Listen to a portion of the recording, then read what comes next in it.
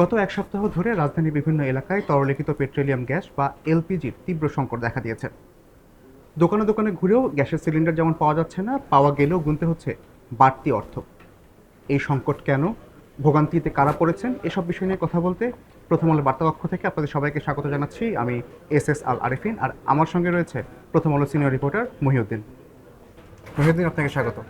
Thank you. আজকে একটি প্রতিবেদন প্রকাশিত হয়েছে প্রথম পাতায় যে রাজধানীতে বিভিন্ন এলাকায় গ্যাসের সংকট, তীব্র রান্নার যে গ্যাস, সেই গ্যাসের সংকট দেখা দিয়েছে। এবং আপনারা বিভিন্ন এলাকা ঘুরে দেখেছেন, বিশেষ করে মোহাম্মদপুর মিরপুর এলাকাতে গ্যাসের সংকটের তীব্রতা আসলে আপনাদের প্রতিবেদনে উঠে এসেছে। তো আপনার কাছে জানতে চাই যে এই মুহূর্তে আসলে মানুষের করণীয় কী, এবং এই সংকট মানে কতটা ভয়াবহ? বেশ ভয়াবহই বলা যায়, কারণ মানুষ আসলে গ্যাস, যেটা আপনি বলছিলেন রান্নার গ্যাস, বেসিক্যালি আমরা যেটাকে বলি তরলীকৃত পেট্রোলিয়াম গ্যাস, যেটা পুরোপুরি আসলে আমদানি নির্ভর, এই গ্যাসটি এখন বাজারে যে চাহিদা সেই অর্থে পাওয়া যাচ্ছে না। মানে হচ্ছে আপনি যদি এক দোকান, দুই দোকান, তিন দোকান ঘুরিয়ে দেখছেন, তাও দেখবেন যে আপনি গ্যাস নেই। মানে মহল্লার যে দোকান, আপনি সেখান থেকে আরও হয়তো কাছের যে এরিয়া সেখানে যাচ্ছেন, সেখানেও পাচ্ছেন না। কেন পাচ্ছেন না? কারণ আমরা যদি এটা একটু পেছনে তাকাই, যে এখন তো আমরা জানুয়ারি মাসে কথা বলছি, এই সমস্যাটা মূলত শুরু হয়েছে ডিসেম্বর থেকে। আচ্ছা। ডিসেম্বরের সমস্যাটা হচ্ছে যে মান্থলি যে গ্যাসটা, ধরেন যে পরিমাণ গ্যাস আমদানি হয় দেশে, সাধারণত দেখা যায় যে গড়ে যদি বলি মাসে 1,30,000 থেকে 1,40,000 টন এলপিজি আমদানি হয়, কিন্তু ডিসেম্বরে আমদানি হয়েছে 90,000 টন। তার মানে আপনি যদি খেয়াল করে দেখেন, যদি আমি বলি আনুপাতিক হারে প্রায় 35 থেকে 40% মতো হচ্ছে যে আপনার আমদানি কমে গেছে। তার মানে আপনি যদি এই যে কমে গেল, তো এই গ্যাসটা তো বাজারে নাই, যার ফলে মানুষ হচ্ছে এখন এই যে চাচ্ছে গ্যাস রান্নার জন্য, কিন্তু সেই গ্যাসটা পাচ্ছে না। আচ্ছা, আমি যদি জানতে চাই, আপনারা তো অনেক জায়গায় ঘুরে দেখেছেন যে গ্যাসের সংকট, মানে একটা বাড়িতে সামনে গ্যাস না থাকলে আসলে তারা কি আসলে বিকল্প পন্থা অবলম্বন করছে?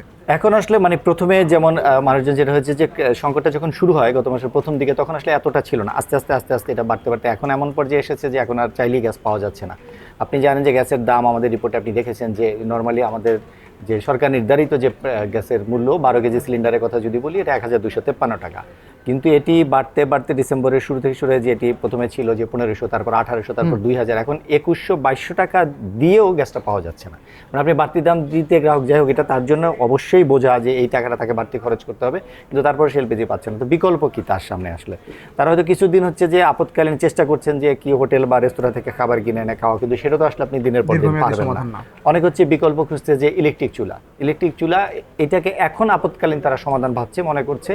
সেটাও কিন্তু আসলে সব মধ্যে ওইটা আবার পুরো ভিন্ন প্রস্তুতি, কারণ ওই চুলার জন্য আপনাকে আবার আলাদা করে প্রস্তুতি নিতে হয়। ওই চুলার বিভিন্ন টাইপ আছে, তার জন্য যে কুকিং মেটেরিয়াল সেটা আবার ডিফারেন্ট, যার ফলে ওইটা পুরোপুরি আলাদা। তো এখন আপাতত তারা এটাই এখন বিকল্প আছে। মহিউদ্দিন, আপনার কাছে জানতে পারলাম এবং প্রতিবেদনে উঠে এসেছে যে যেখানে গ্যাস পাওয়া যাচ্ছে এসব দোকানে, সেখানে ভোক্তাদেরকে 700 থেকে 800 টাকা পর্যন্ত বাড়তি দিতে হচ্ছে।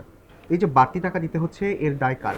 খুচরা বিক্রেতার নাকি কোম্পানি বা ডিলার পর্যায়ে?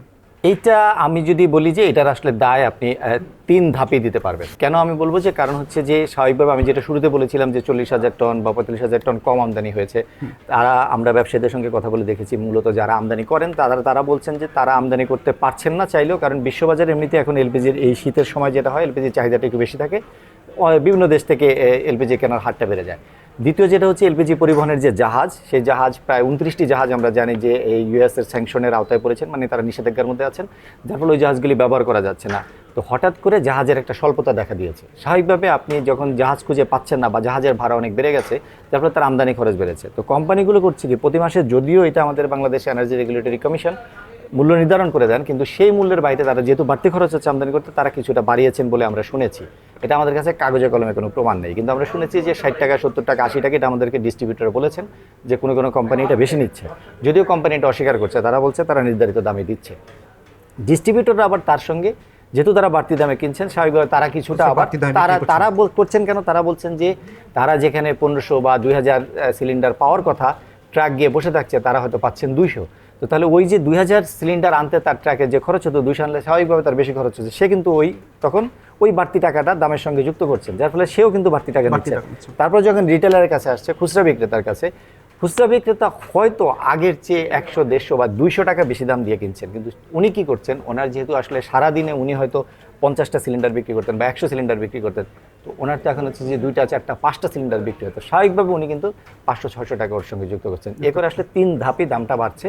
তো এইটার যদি আপনি বলেন যে তাহলে এই তিনজনই এটার বেনিফিশিয়ারি, তিনজনই এটা নিয়ে নিচ্ছেন। আচ্ছা, আপনাকে যদি আমি জিজ্ঞাসা করি যে আপনারা তো বিভিন্ন এলাকায় গেলেন, দোকানগুলোতেও কথা বলছেন, ডিলারদের সঙ্গে কথা বলছেন, তাদের কাছে কি মজুদ আছে নাকি তারা আসলে সংকট তৈরির চেষ্টা করছে?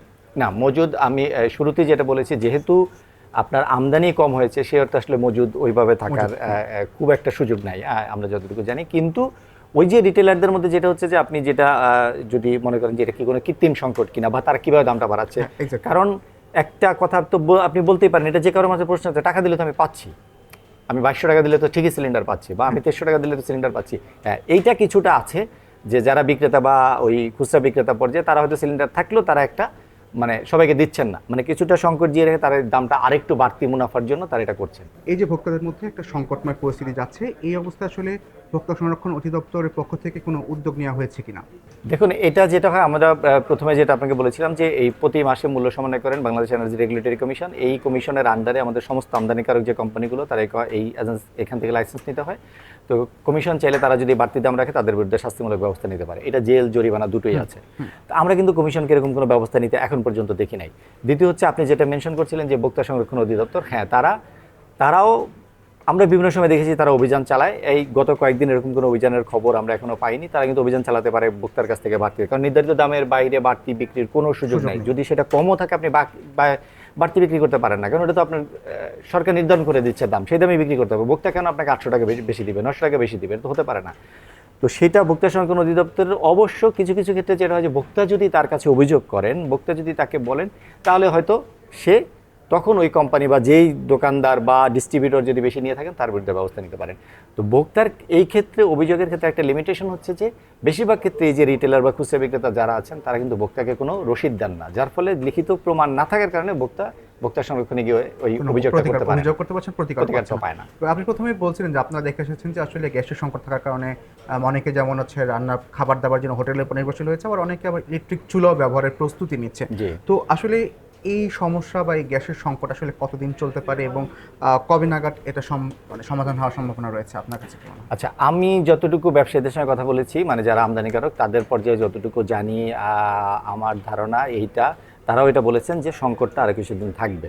তারা চেষ্টা করছেন আমদানি বাড়ানোর, হয়তো আমদানি কিছুটা বাড়বে, তাতে তারা ডিসেম্বর থেকে জানুয়ারিতে আমদানি কিছুটা বাড়বে তারা মনে করছেন, এবং তারা মনে করছেন জানুয়ারিতে হয়তো পরিস্থিতি কিছুটা উন্নতি হতে পারে, তবে সংকট পুরোপুরি কাটবে না, এটা থাকবে।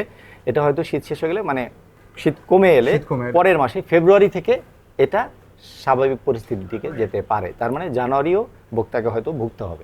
আচ্ছা, আমি যদি একটু সম্পর্ক প্রসঙ্গ এটার সঙ্গে, যে গত বছর বা 1 বছর আগে এই সময়টাতে কি এরকম চাপ ছিল কিনা? যদি সেটা মনে করি, না, এই অর্থে আমরা এরকম বড় ধরনের চাপ এর আগে আসলে এলপিজি সেক্টরে আমরা এইভাবে পড়িনি। এবার যে চাপটি তৈরি হয়েছে এটা আসলে খুব বড় ধরনের সংকট, এরকম মানে এত সাপ্লাই শর্টেজ এর আগে আমরা দেখি নাই।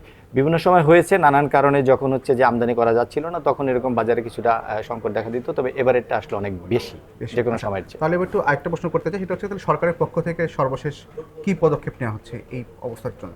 সরকারের পক্ষ থেকে ইতিমধ্যে আপনার যদি বলি, গত সপ্তাহেই শেষ দিনে শেষ কার্য দিবসে Bangladesh energy regulatory commission, BRC, যে এলপিজি অপারেটরস অফ বাংলাদেশ, মানে ব্যবসায়ীদের যে সংগঠন লোয়াব, তাদেরকে একটা চিঠি দিয়েছে। তারা জানিয়েছে যে বাজারে এরকম এলপিজি পাওয়া যাচ্ছে না, 1, 2 হচ্ছে এলপিজির দাম অনেক বেশি নিচ্ছে, এটা আইনে কোনো সুযোগ নেই। তো সেই ক্ষেত্রে তারা যেন লোয়াব এটা ব্যবস্থা নেয়, লোয়াবকে চিঠি দিয়েছে। আর আপনাকে জানি রাখি, আজ 3টার সময় কমিশনের একটা সংবাদ সম্মেলন আছে বিআরসির, তারা নতুন করে এলপিজির দামটা সমন্বয় করে, এটা প্রতি মাসেই তারা সমন্বয় করেন। এই মাসের জন্য জানুয়ারির যে দাম তারা নির্ধারণ করবেন, সেখানে এখন বোঝা যাবে তারা আসলে কতটা দাম সমন্বয় করেন। ব্যবসায়ীরা মনে করছেন তাদের যে খরচটা এখন বাড়ছে সেটা যেন তাদের ঘোষিত দামের মধ্যে রিফ্লেকশনটা আসে, সেক্ষেত্রে হয়তো কমিশন দাম কিছুটা বাড়াতে পারে এবার। কিন্তু যদিও বাজারে তার চেয়ে বেশি দাম, এটা সবসময় আমরা এই অভিযোগটা পাই যে কমিশন যে দাম নির্ধারণ করে দেয় তার চেয়ে বাজারে বেশি থাকে। তো এখন একটু অস্বাভাবিক পরিস্থিতি এখন যে দামটা আছে।